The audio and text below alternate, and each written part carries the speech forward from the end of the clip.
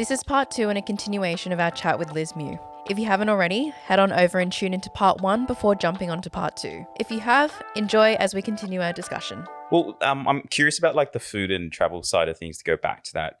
Are you planning from a content perspective what you're doing? Is there more food and travel in the cards? That's my favorite thing. Honestly, all my YouTube videos, I did a whole vegan in Korea series where I'm just eating, blogging, like showing food and different foods that I feel like a lot of people haven't tried. I love showing people food. I love trying. I'm very adventurous, I think, in the food space. And even before, I feel like if I wasn't vegan, I would be that person eating like weird shit like snake and like weird bladder, scorpion. Like I am that person. Yeah. I'm just like happen to not eat that anymore. So I'm like still trying to find similar experiences. I love introducing new foods to other people, or like new food experiences or new food feelings, like a feeling of a food. Like when you go to a market, you can't replicate that. You can replicate the food, but you can't ever replicate going to Gwangjang market in Korea and seeing all the ladies there pile on kimchi and like banchan and like the smells, the lights, exactly. the atmosphere. It's like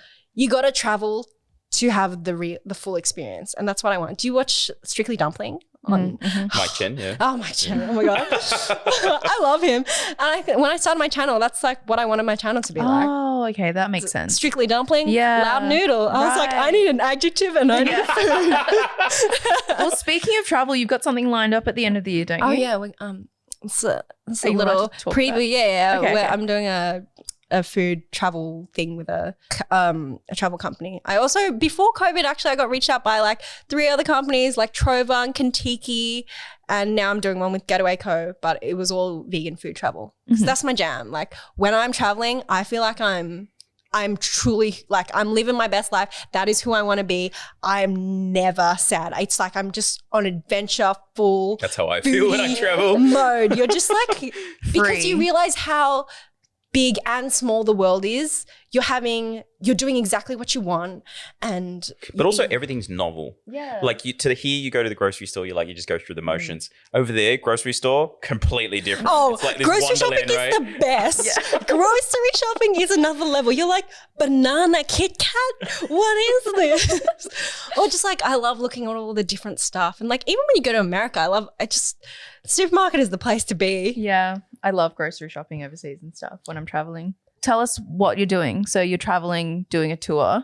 So we're going to Bali. Mm-hmm. The last time I went to Bali was with my family. Mm-hmm. I don't personally love Bali, but I'm excited to, because it's kind of my Indonesian heritage as well. But the last time I went to Bali, like what made me really upset was seeing that I feel like Bali's just a tourist area, and I feel like people have lost their culture a little bit, and everything is about money and I don't know, about Tourism. serving Western and white people. And it's a bit trashy, and it just made me really sad being there.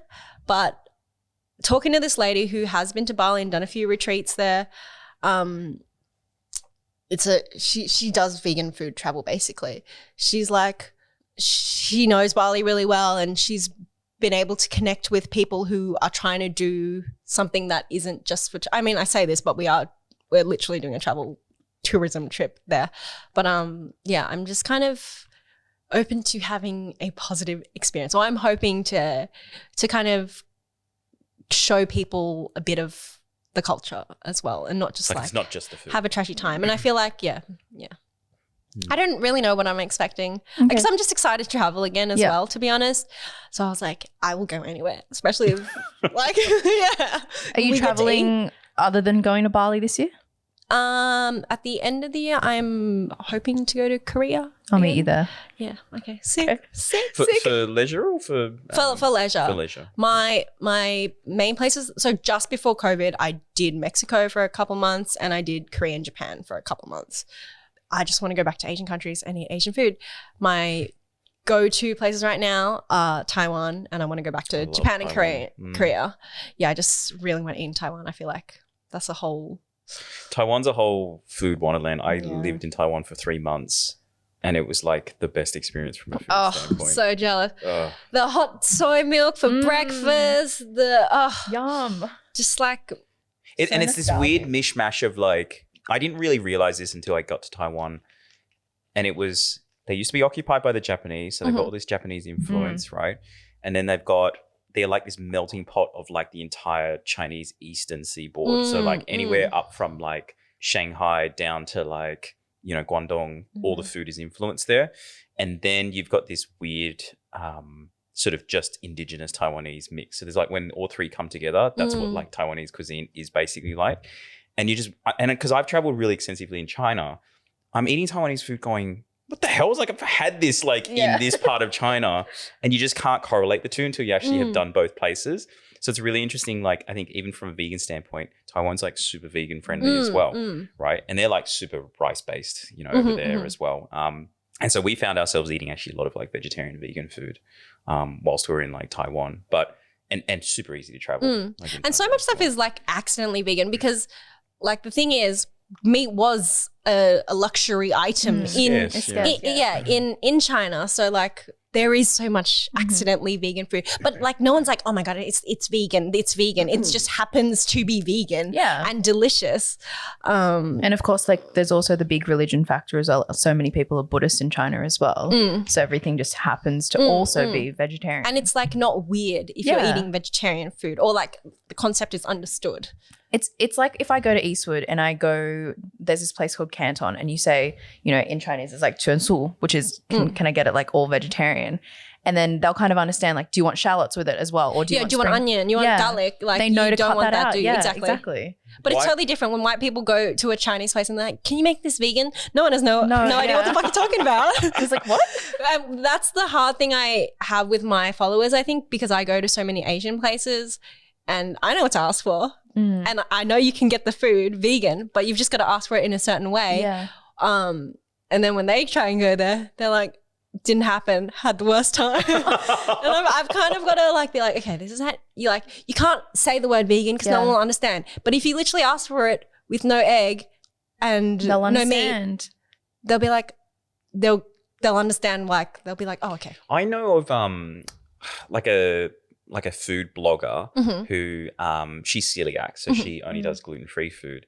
And what she did was she'd introduce all these places and she'd create these little like palm cards. Right? And you can sort of use them. I mean, obviously here it's not a language. Who is this? Because it sounds really familiar. Her name was Jodie something. She's a lawyer. She's Canadian. I can't remember. I've got to find out, but we'll put in the show notes. But I think that's a common thing, especially if it's an allergy. Exactly. Like my ex-partner Will's also like very gluten intolerant. So that was another thing. That was an extra added challenge to all the travel. We're looking for vegan and gluten free. Wow. Yeah. That was my entire traveling thing, which was also good for me in terms of content for like, I mean, I would eat everything, but like in my videos, I could be like, oh guys, this is all gluten free as well. I found all these gluten free places.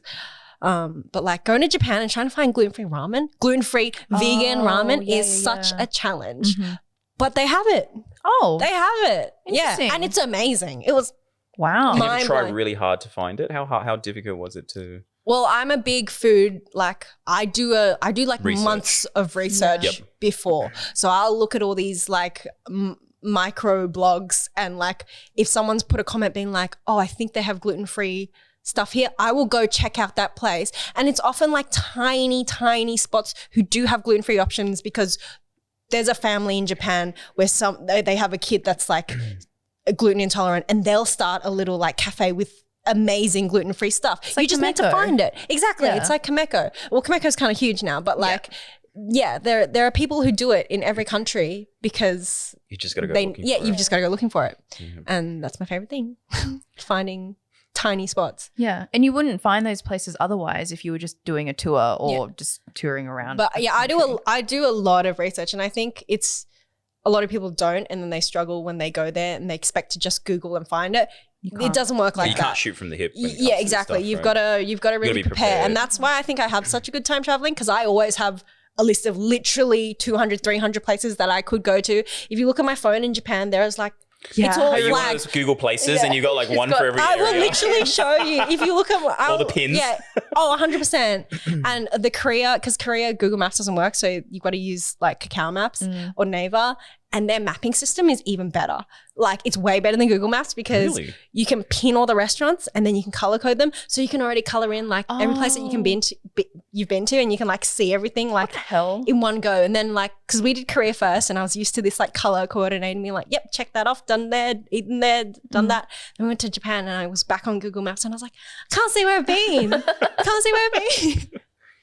So why do you think I mean, we talk about why food is so important for Asians, but I feel like, at least in the influencer space or celebrity space, This just turned into like a full like food worship chat. well, that's the thing, right? Like, you know, and also it's like we don't want to make this out to be the whole vegan thing either. I think it's like, like if that's our thing, and I like.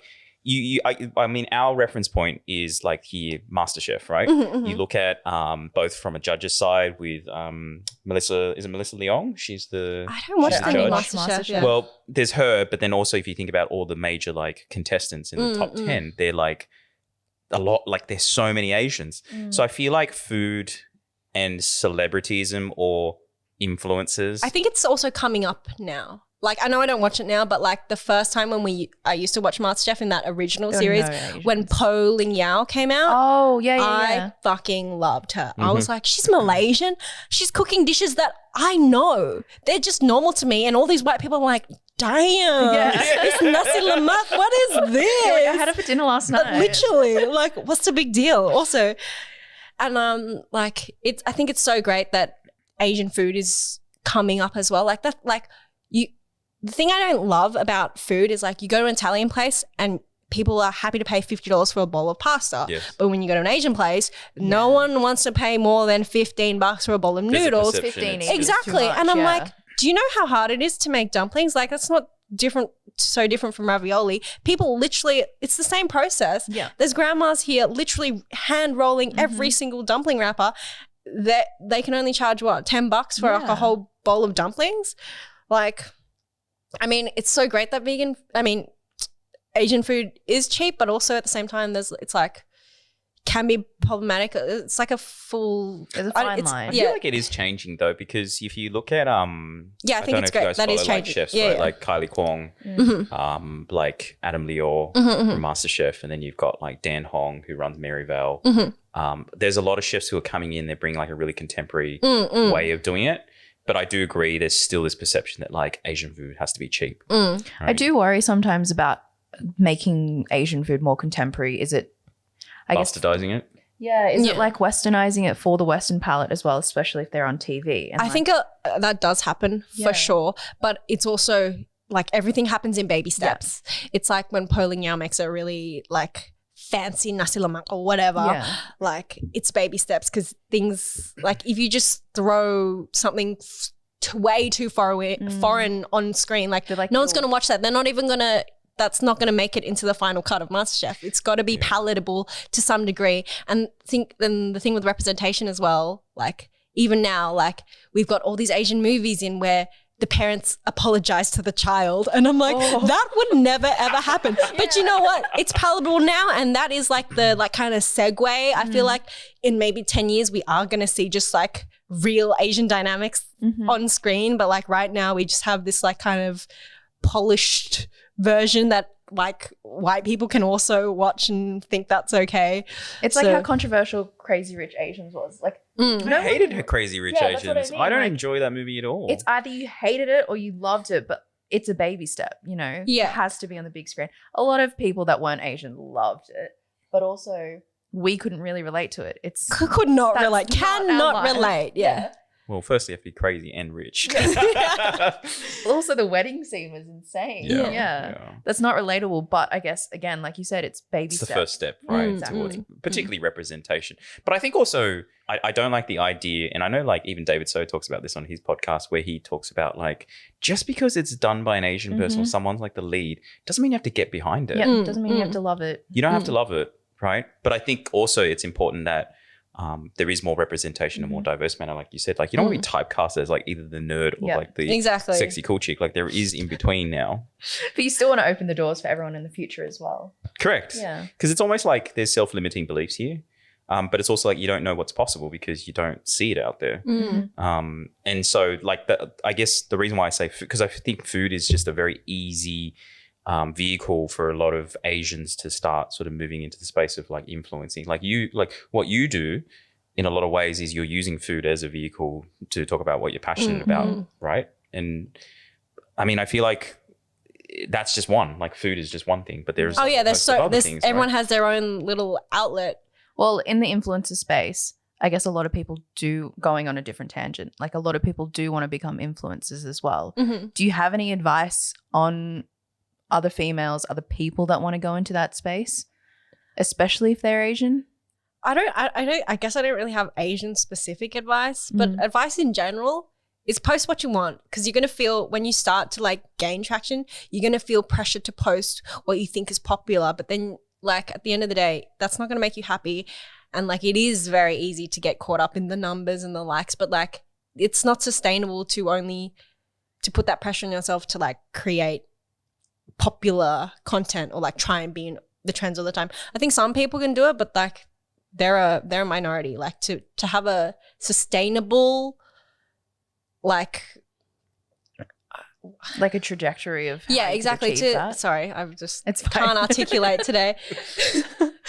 I think people just need to post what they want. That is the best content, that whatever excites you. Like sometimes I'll be like, oh, I should make this and then I get stuck in the like, oh, what if people don't like it? Oh, it's too foreign. Oh, it's got too many spices. Oh, the ingredients too fine. But at the end of the day, I just want to make it. It sparks something in me that is joyful, or there's a feeling that I know with that food, and I'm trying to share that. And if you're genuine, it always comes across, no matter if you think it's not working, but like if you came to that piece of content with some sort of excitement, it's going to come through. It's going to come through.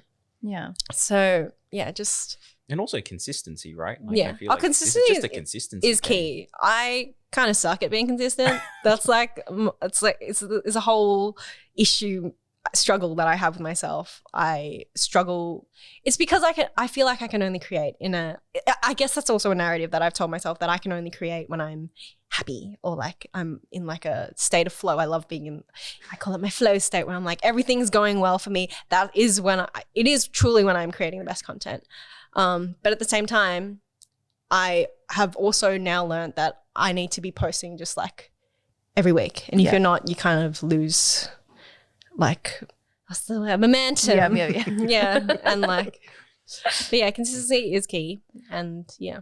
Well, you started your TikTok recently as well. Yeah. And it's grown. TikTok is wild. Yeah. It is like a free for all. Some videos like hit and like explode, and then some videos just tank. And then they're videos that you think, they're often videos that I was really excited about, had that spark, and then I post it and then it tanks, and I'm like, what the fuck? I spent like 8 hours on that video, and then I'll literally be filming like a 3-second crunchy tofu katsu that I just made for dinner. It's a 3-second video. I'll post it and it'll get like over 100K.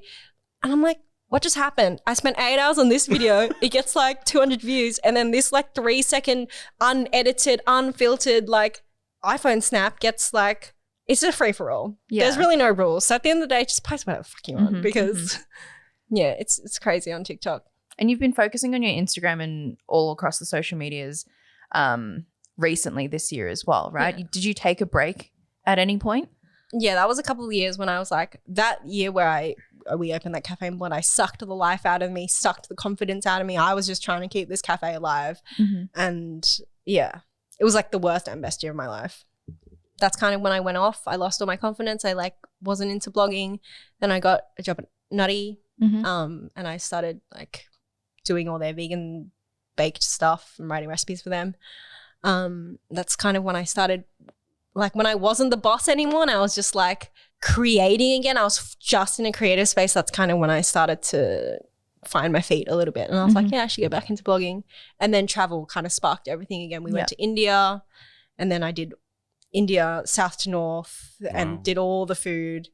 And that really ignited some shit. And I was Yeah. like, okay, We're back. I at love it. food. Yeah. We're back. We're back, baby. But like, in saying that, like, you're asking me these questions like I'm a pro, and like, I don't know what the fuck I'm doing still. I'm still figuring it out. But you've like, been in the space for a good few years. yes, I'm in the space, but I'm still working on my shit. Like, Mm-hmm. this is very much a journey. It is a process. Like, I don't feel like I'm there yet. Yeah. I know a lot of people will look at my account and be like, oh, she's established. made I it, literally don't know what the fuck I'm doing. I'm taking it day by day, week by week. I'm trying to plan.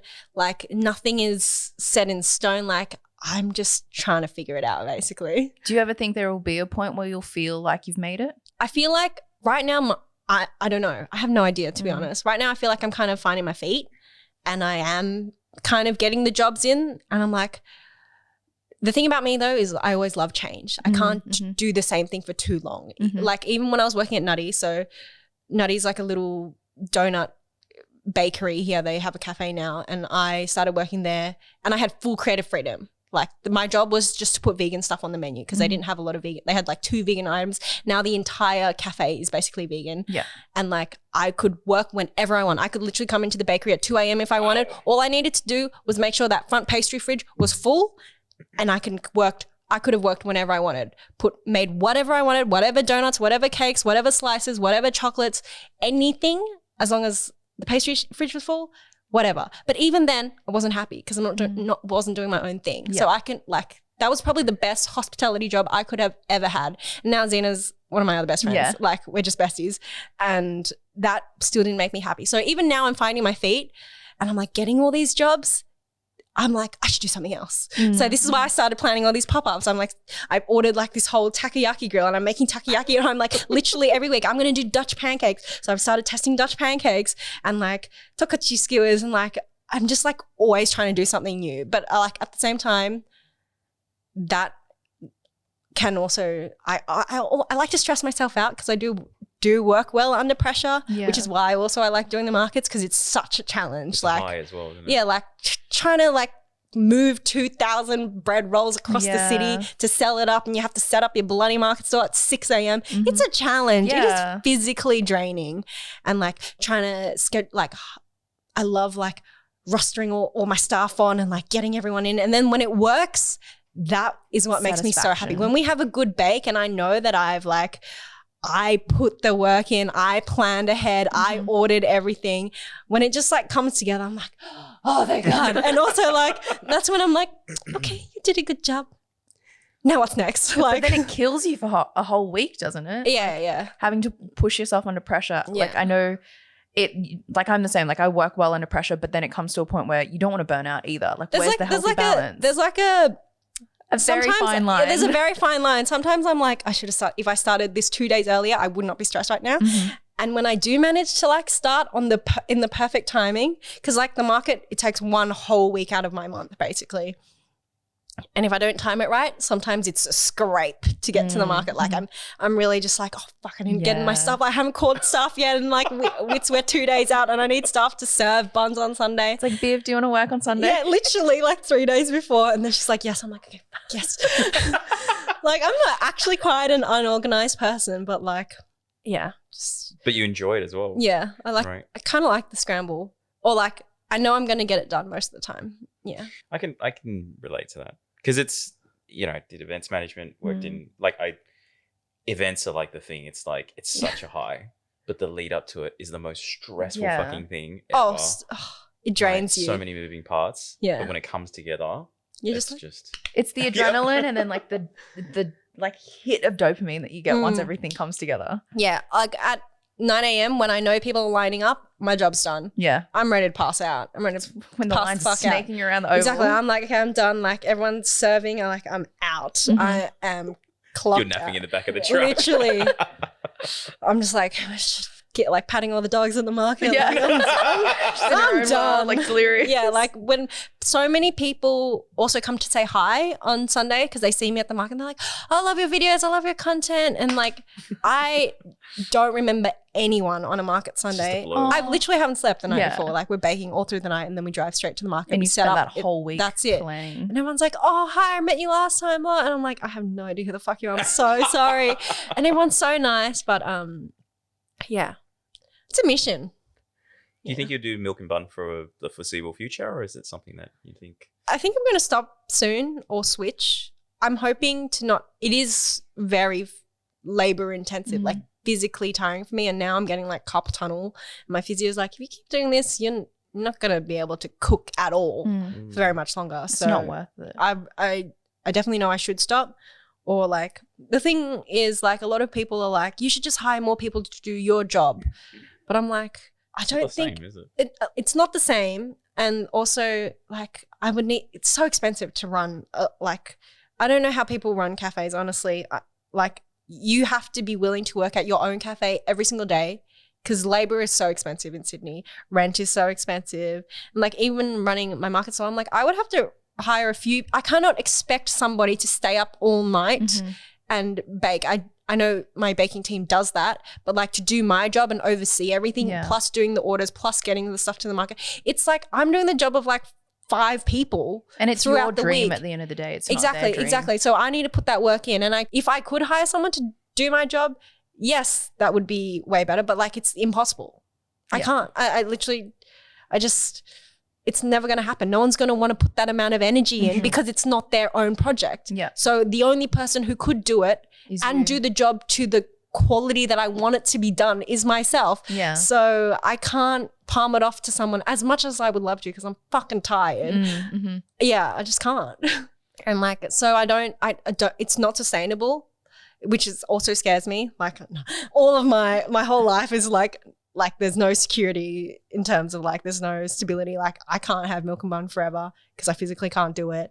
And like with blogging, like any day, like what if the internet shuts down? Like that's like my biggest fear. I'm like, what if like the internet dies? Like I literally have no income, which is another reason I love to do something which is like a physical store because I'm like, okay, if the internet shuts down and there's no more Instagram, Oh, you've hedged. I've got a fucking market store. I know how to serve food. I know how to exercise this like. It's way more tangible as well. Like social media, Exactly. just scrolling. So like, I don't know why that's a fear that I have, but But it's one weird, that I right? Like have. people used to think they're like, oh, if I get a job, that's like safe.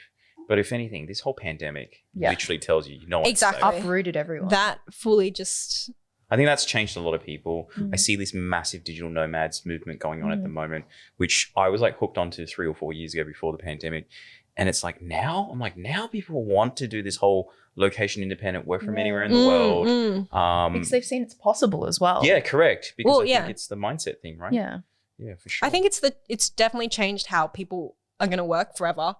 Like companies are realizing it's so much cheaper to have everyone work at home and you don't need to be in the office all day. Like my partner works at Qantas and like they just work from home half of the week now and like stuff still happens. Because they can, because they know that they were forced into it and now they can adapt to that. Yeah. This episode is produced and brought to you by Social Wave. Social Wave is a strategic content marketing agency helping businesses grow revenue using video, podcasts, and SEO. Head on over to socialwave.com.au to find out more. Now back to the show. So what's the next plans for you? Like obviously you got the travel stuff going on. Is there anything else in the works? Like what do you want to sort of do in the next 3 to 5 years? Have you thought about that far out? I literally every week I have a new plan. It's like I'm going to start my own travel company. I'm going to teach workshops. Literally yesterday I'm like I'm going to start workshops again. I also love teaching people. So before when I was a kid and I only wanted to be a doctor, the other thing I wanted to do was be a teacher. Like that's actually something that I wanted to do. I loved teaching people and like giving people new skills or just like when people I think it's because my dad is such a bad teacher. Because I don't know. Do you know when you get your parents to help you with homework? My dad is so good at maths and science. He does not understand why you don't understand. Yeah. Oh yeah. He's like, why don't you get it? Like you just do this, you do this, you do this, and then you're there. I'm like, okay. That's like my dad. He'll be like, he was telling my brother to like change the shower head the other night. And my dad was like, have you changed it yet? My brother was like, No. what do you mean? Like, how do you do it? Yeah, And what he's are you like, talking He's like, about? just put it on the wall. And my brother was like, I'm 13. Like, what is he supposed to know? Oh, yeah. Anyways, you're talking about how you want to teach. Oh yeah, so literally yesterday I was like, I'm going to run workshops again because one of my favorite things that I did is because you know how you can do those Airbnb experience type things? I ran like a Chinese cooking workshop where we did a tour through Eastwood and I showed you all the vegan stuff at the supermarket because Nice. a lot of people don't go into Asian supermarkets because they don't know what to buy. They don't know. They're like, oh my God, there's so many brands, there's so many stuff. Like, it's so overwhelming, which is true. And I never understood that because it's so normal to me. I'm like, anyone can go in and buy stuff. Yeah. But like when I went to Mexico, I was like, oh, I understand now. Like, I don't know what the fuck to buy. And I want to buy the best stuff, but I don't know what's I literally have no idea because everything's so foreign. And running this like Chinese cooking workshop was really good. I got people to make noodles and everyone was making dumplings from scratch. And then like I gave everyone a goodie bag to try with like different Chinese treats and snacks. Aww. And it was just like, it was a really good day. Was it mainly white people then? Yeah. It was mainly white people. So it was like sort of a yeah, it was a good time, and like I really felt like I was sharing my culture. Is that where you met Cara? I already knew Cara and Mira before that, but Okay. they did come to the. So you still going to do more of these? Is that part of the Yeah, plan? or just like more foodie experiences. Maybe not that, but like I also host. I used to host like different dinners at like. I hosted a dinner at like a Xi'an place and got everyone to try like, because a lot of people, they know Chinese food, but like Xi'an cuisine is like, to me, like one of the best cuisines. Yes. And like people don't eat food from Shanxi Chili because oil, they, exactly, right? chili oil, noodles, like cold skin noodles, like people don't know this shit exists and it's literally some of the best food on the planet. I think it's like when we went to Eastwood, I think we bumped into one of our friends, Jason, and we were saying, oh yeah, we went to Seabay. And he was like, oh, you know, like the restaurant and like the other side of the Korean side also has a Seabay. And then we are like, yeah, it's like because the food is from the province, Seabay. Yes. And he was like, oh, I thought that was it was just a the chain. name. And, yeah. and then he's like, oh, I didn't understand why there were 3 Seabays in Eastwood. I'm like, well, they're all they're all separately different owned. owners, yeah. That's the cuisine. The reason why their menus are so similar is because it's from the same place. Have you guys been to Xi'an? No. No, I haven't been go. to. I haven't been to Amazing. China since Pandemic. 2008. What? I was in the Olympic Orchestra. Nice. Yeah, so Congrats. that was a great time actually going to China You during went the to Olympics. Beijing. So because no one was allowed to drive except unless you were like in the official Olympic like stuff. So like it was so weird because China's so full of people, but the roads were dead Yeah. except for our like purple giant Yeah. tour buses like coming through Beijing. It was like weirdly like a ghost town, but also so busy. And It's so crazy that you played in the Olympic orchestra. it was really I did a lot of orchestra Yeah, back what in an the day. experience. That was another very Asian thing that I did was I did a lot of music. What's crazy thing about it, that was like 14 years ago. It was a long time. I feel like it Whoa. was very recent. Oh, whoa, that's insane. 14. That's what I'm saying. Like 14, right? So, Yeah, I was in high school. I was very young. Yeah. Because when you said, oh, you in the orchestra, I was like, what the hell? I was like, I'm trying to put the timeline together. Yeah, Like, and and then I like, realized I was like, it's 14 years ago. It was such a wild time because also I was in high school and everyone else in the orchestra from like America and overseas was like a full-on adult. And I'm like, What am I A doing? child. Yeah. So how long were you there for? it was like we were there for around the opening ceremony and like all the events leading up to the opening So ceremony. you just stayed for that, but you didn't Yeah. stay like for But the like it wasn't like a fun travel thing. It was like job. you're here to do work. You're here to play music. You're Yeah. here to like play on the Great Wall and be in Tiananmen Square and stuff like that. So like we lived in a giant hotel, which was in the middle of nowhere, but it was like palatial. It was in the middle of nowhere. China's a bit like that. Yeah. And there was like a weird abandoned amusement park right next to our, like, as part of the hotel, but it was like But it's really not, you creepy. can't- But yeah, it was like the weirdest time. But China, it so is like Yeah, that. Just like, so many ghost little towns. bit But There are weird. things that don't make sense in yeah, China. it doesn't make sense. and like, I just remember, these are just weird stories, but I went to Europe with my grandma as well. But we went, because we were going from Hong Kong, but we went via Europe for some reason. Mhm. Oh, we have family in Germany, so we visited them and we're in Europe, but then we flew like China Airlines, so there was a stop in Beijing, and like we get up at Beijing and our flight's delayed till the next day, and our entire plane's just like, what's happening? And in Beijing, none of the airport signs. It's not like Hong Kong where there are also Yeah. English signs that you don't know what's There's going no on. wayfinding there. And so like they're like, oh, just come back the next day. I'm like, what do you mean? Where? We're an Where do we entire go? like plane full of people. Like, what do you mean come back the next day? And they're like, oh, okay.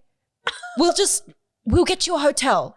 And this is like China Air or whatever. And we're like, okay, it's like an official thing. This is a common It's gonna story be I okay. hear. And then like everyone just starts wandering back through security. And security is so confused as to why people are coming back through. No one comes back through security. And like we don't know what's going on. This entire plane full of people. And then we get out of security. Everyone's like, what about our bags? Like, what's going on? And like there is not one person leading us. We're all just kind of making our way through out of Beijing airport, but we're all staying together. And they're like, oh, there's a bus. Find a bus. We go outside. There's literally like 13 buses in a row. And we're like, oh gosh. And they're like, I think it's that bus. Get on that bus. So everyone's like, okay. So we all get on this bus and the bus drives us 2 hours out of Beijing. And we're like, oh shit, did we get on the right bus? The bus driver doesn't speak English. Like everyone's just on this fucking bus. We go to this hotel in the middle of nowhere. And at this point, it's like 11 p.m. We have to be back at the airport at like 4 a.m. Oh my God. And we're like, what the fuck? We're at the random so you hotel. slept for like 3 hours. No, but we get to the hotel and the hotel manager's there. He's in his pajamas. And it's like, you know how it's kind of like that vibe, but it looks clean, but you know it's like dirty. It's like old. It's clean on the front. It's like right? clean. Yeah. It's kind of that vibe. It's like that. It's like when you watch like those North Korea videos and you're uncomfortable, like everything's perfect, but it's not. It's one of those hotels. The manager's in his fucking pajamas in the lobby, and there's like Americans, like just a whole bunch of people who are on this China Air flight, and the guy's like, you need to pay $300 US cash to stay here. Oh my God. And I'm like, but no, this the airline like fucked up. Like this should be free. Like this paid by the airline. He's like, no, if you want a room, you pay cash. So there's one ATM, everyone's lining up at 11 p.m. to stay in this hotel for like 3 hours before we have to go back to it was ridiculous. Anyway, this is just like that was another experience of China that I had. The only good experience of China I've had was traveling with my family as a kid. Okay. And seeing when my dad grew up, but I haven't traveled to China properly. Would you like to? I'd like to. I'd like to go to all the regional places to eat. That is actually one thing that I think about. It's like, you know how like in trend with food, right? Well, not right now, but it's been for a long time now. It's like the whole farm to table, like provenance. Like they say food is like in season, we eat this, whatever.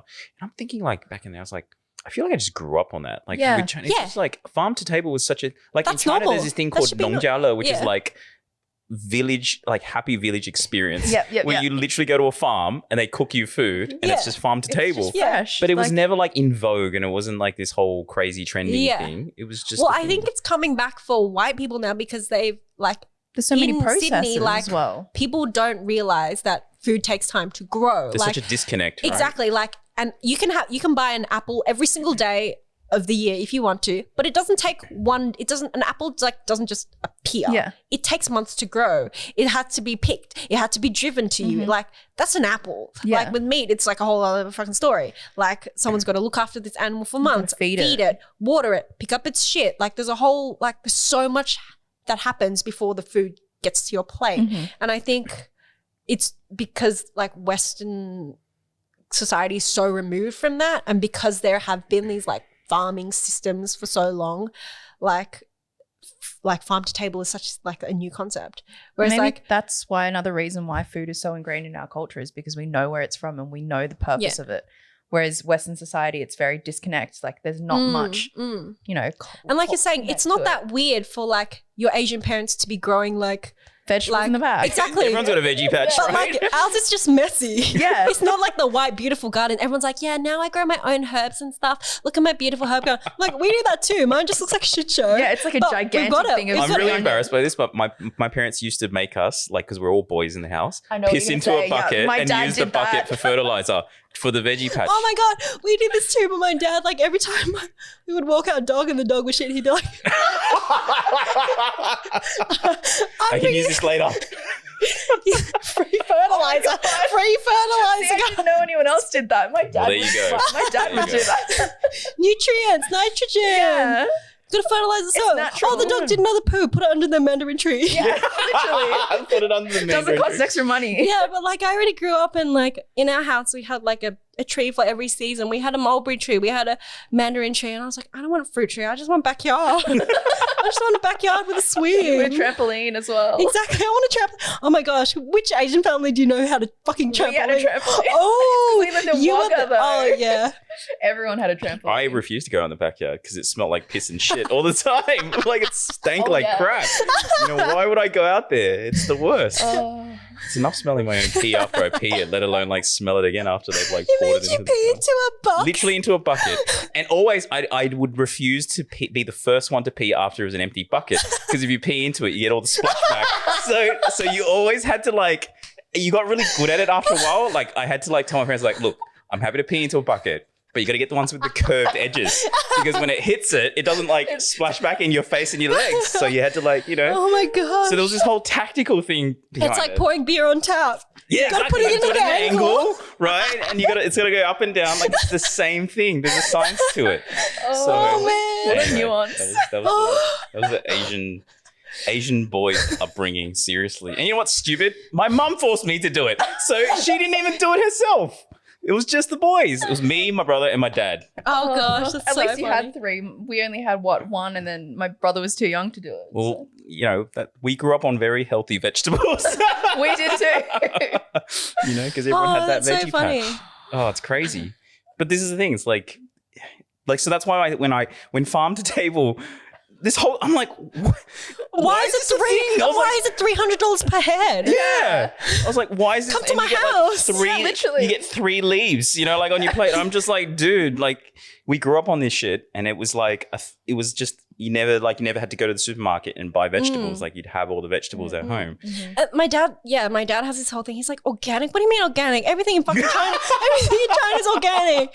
We don't have money for pesticides. You see a bug eating the leaf, you chop that leaf off. Yeah, exactly. Actually, you don't. You like cut around the bit. You cut around the bit that got eaten. Sometimes I think it's like self-talk. I always like, my mom always goes, if a bug eats it, it means It's okay good. to Yeah, eat, yeah. right? Or it's when you go to Eastwood or any other Asian grocery and you find all the vegetables have slugs. And Yeah, stuff. yeah. You're like, You know if the it. strawberry's mangled, it means it's organic, Yeah. you know? Like that's the sort But of like that's all the Chinese stuff. I'm like, yeah, It's normal. it's normal, and it's not like 5 times the price. Exactly. Absolutely. And it's not all wrapped in plastic as well. When you go to the Asian supermarket, like it's all just there. Mhm. Yeah. Mm-hmm. Well, I remember seeing one of your pieces of content about plastics, and you were saying you're becoming more conscious about waste, your own waste and plastics, right? That was So being zero waste was a huge part of my, like, I kind of switched from being like vegan for the animals, and like I became definitely more vegan for the environment a couple of years ago. And like plastic waste, I think is such a huge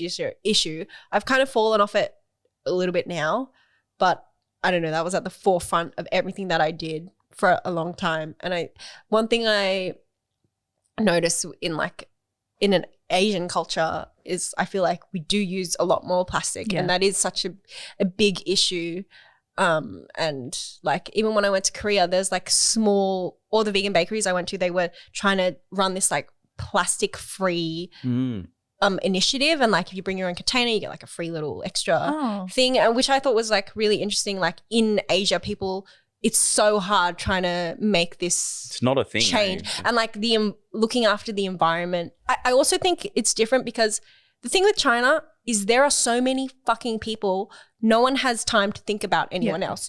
When you want to cross the street, you fucking cross the street. You don't fucking wait for the light. Yeah. You just go. Yep. Like it's so hard to change people's mindsets in an environment like that when people are already very just trying to survive the day. And they're set in their ways. Exactly. As well. Exactly. Yeah.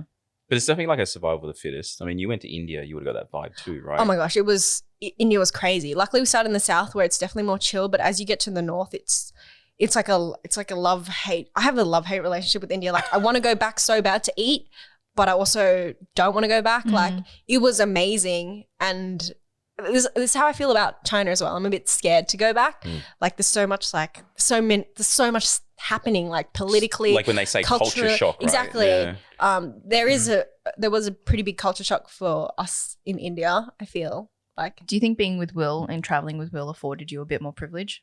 A little bit. And I think that's also why I didn't like when I was like, oh, I don't want to date Asian people, was like, yeah, a bit of that. Like you feel this protection when you're with a white person. And like I was with a very tall white man for so long. 6 foot white But then at some point I realized I've started to lose myself, and I felt like people only liked me because I was with a white person, or like or that's what I told myself. And like, I hated going to cafes. I'm always the person ordering the food. I'm like, we're going to get this, this, and this. And he's like, is that gluten free? I'm like, yes. Like, I know what's gluten free. You don't. You just eat what I order. And like, we get to a cafe and they like, the wait staff will talk to Will and not talk to me. Really? Yeah, often. And I'm just growing up, I'm super sensitive to racism.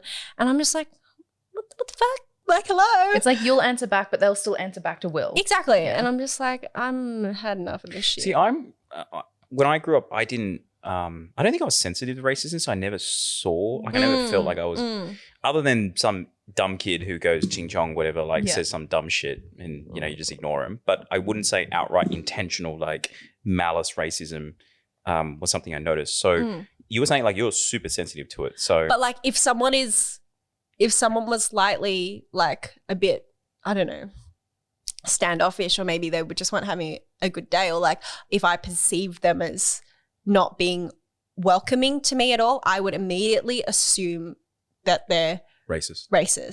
That comes from survival. Yeah, because in the off chance that they do turn, or like the conversation or whatever does turn racist, I'm already prepared for that. Your guard is up. You're not going to hurt me because I'm already like mentally, like I'm prepared. Do you know what I mean?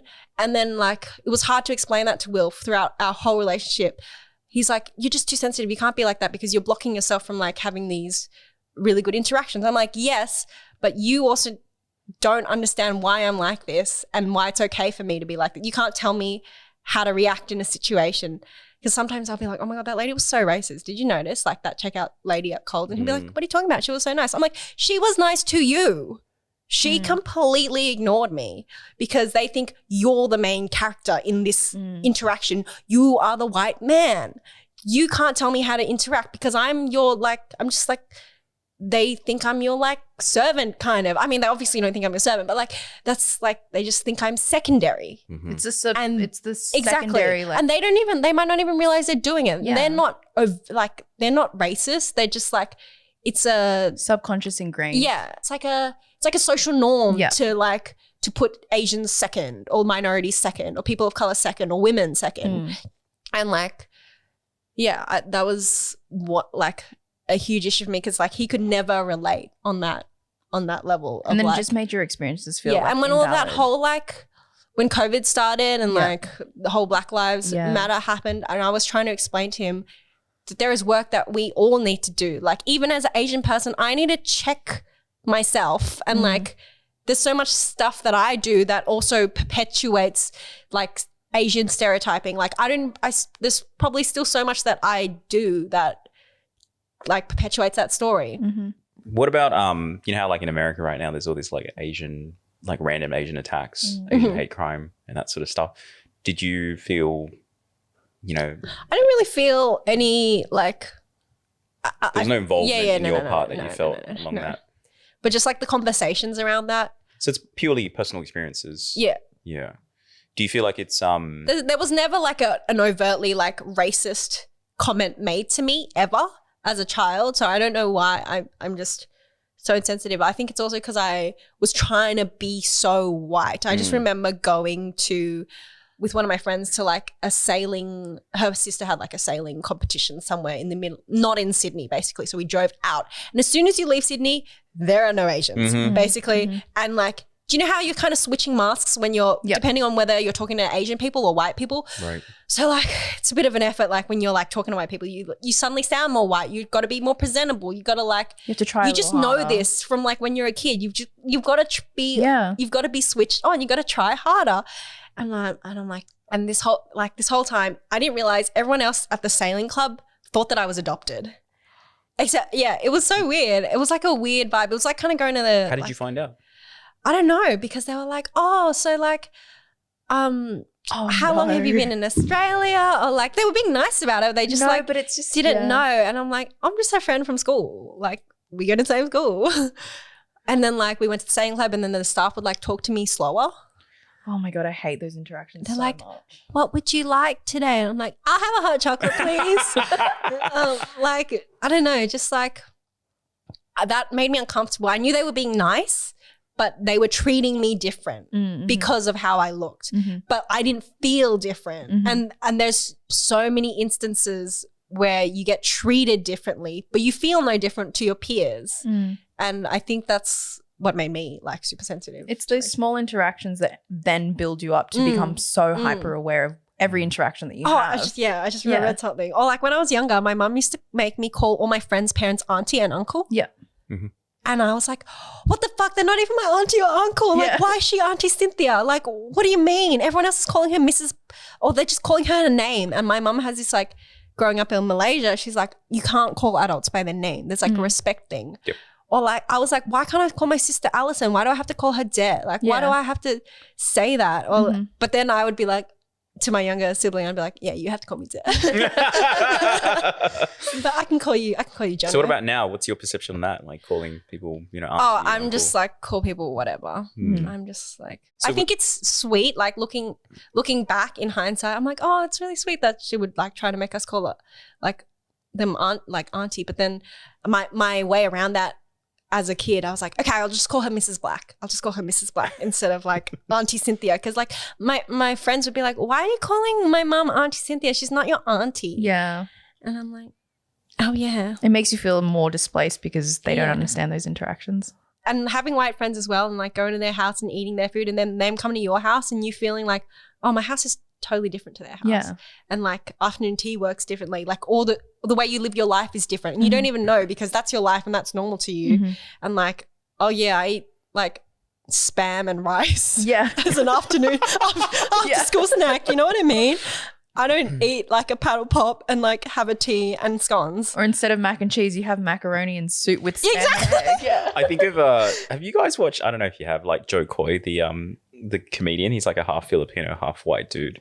And he talks about this story about how, because his mom's Filipino, all the kids are like trading lunch and they're like, oh, I'll trade you like my Oreos for my sandwich. And he's like, does anyone want like mongo? And everyone's like, what the fuck is mongo? And it's like this like green bean, like mung bean with like rice dish. And he's like saying, what did he say? He goes, oh, it's like, it's really good. Sometimes you'll find a shrimp inside if you dig deep enough. And then he goes, but be careful with the fish sauce because if you spill it, you'll just smell like pussy all day. Oh, God. But like that encapsulates the whole fucking thing around what we eat versus what they eat, right? And even I remember like, you know, like because I went to a high school that was like 99% Asian. And so you'd have like the token white friend in the group and you'd take him out to eat. And, you know, we're all about sharing, all the dishes to share. And they order their own order bloody one fish. thing for themselves. That is so funny. Where, like all these like white old men, like they're at this Asian restaurant with a round the lazy table. Susan, right? Yeah, and like they've just got this big platter of fish, this big other thing of like stir fried noodles and like this lobster. Yeah. And they're all eating it by themselves. They're not sharing anything. Fully, we went to a restaurant the other day and then like this white couple were on a date next to us and she orders like stir-fried noodles, but it's like a huge mountain in front of her, and he orders like, oh, I ordered like the Mongolian beef or something. So he's got a mountain of Mongolian beef, and it just looks so weird. And he's just eating that in isolation, no rice. Do you know what I mean? They just like eating the dish, and I'm like, this is not how this works. Do you feel obligated? You're like, I want to come up to you and say you're doing it all wrong. It's a shared meal. Yeah. Like, it's so weird. Or like, there's been a couple of times as a food blogger when you go out to eat with other bloggers and then we go to an Asian place and most people know how it works now, but then there'll be that one person who's like, oh, should we just order our own? I'm like, no. That is not even on the table here. Yeah. She's like, no, I think we should order our own. I'm like, okay, you order your own. Everyone else will share. Yeah, exactly. I made the mistake of going to Japan with a particular friend who is like, let's just say like white privilege, like no cultural sensitivity at all. Oh no. And so we got to, I had a friend, and Japan's full of rules, right? And traveling is such a test as well. Even if you are best friends, you'll probably be like a little bit removed by the end. So we went to like a very like classic sushi place, right? And in Japan, like anyone who's been to Japan knows this, is like you don't get given like wasabi and soy sauce, right? Oh, yeah, like the chef puts it in it and you eat with what's being given to you. And she got there and she was like, where's the soy sauce? And I was like, oh, fuck, here we go. And then she one-upped it and said, how come there's no like tuna and avocado, or there's no, because in Japan you eat raw fish, right? Like it's just like sashimi and it's like nigiri. And that was like the first meal we had together, and we were going to be together for like 3 weeks. And I was like, oh no. man. Who was this? Can you say? We'll keep Oh, the it's name. so good. Okay. But if she does listen to this, Tell she us knows after who she this. is. Oh. We're still very good Ooh, friends. But spicy. no. She, like we used to work, like we're good friends, like, and she gets it. Like I call her out on it all the time. I'm like, that time when you asked for fucking soy sauce in Japan, and our friend in Japan got because she, like our friend who is Japanese and lives in Japan was like, please don't ask me to ask them for soy sauce. Like, and so Because the pressure on you just like, it's your culture as well. And you would feel so stuck as that friend, because you'd be like, oh, I have an obligation to my friend, but also this is my culture and you're fucking it up. So that's right. Well, actually, fortunately, this friend, she's not very un-Japanese in the obliging sense. She was like, fuck off, you're not having soy sauce. Okay, you eat, right?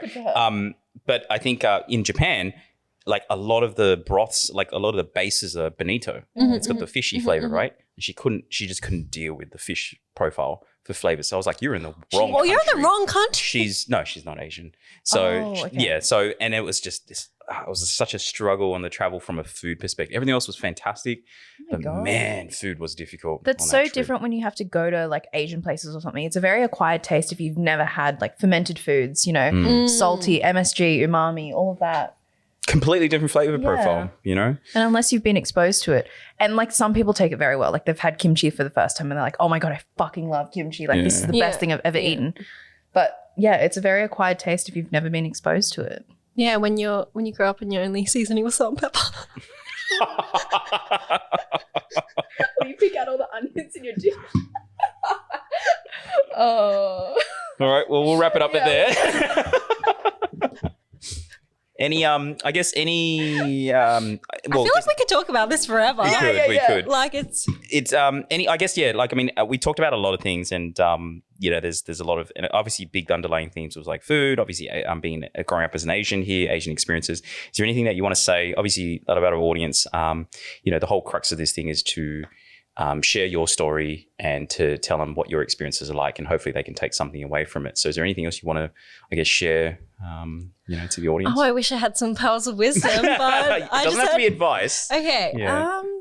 I feel like everyone is on their own like life journey anyway, and there's not like one thing that someone can say where you're like, I mean, I don't know.